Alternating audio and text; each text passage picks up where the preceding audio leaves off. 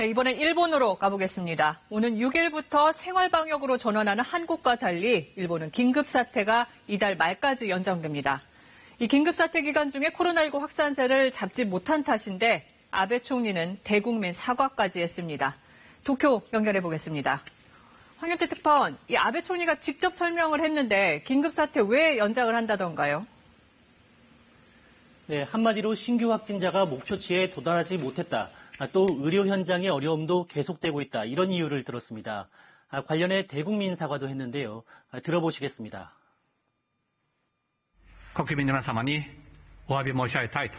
1ヶ月続ける判断をしなければならなかったことは断腸の思いです。 실제로 지난달 7일 긴급사태 선언 이후에 일본의 누적 확진자는 3배 넘게 늘어난 상태입니다.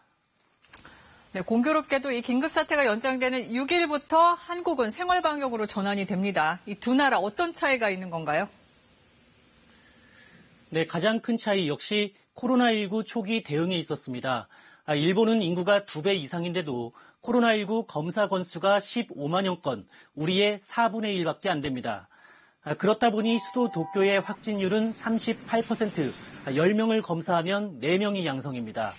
환자가 더 늘 수 있다는 얘기인데 병원은 이미 포화 상태이고요.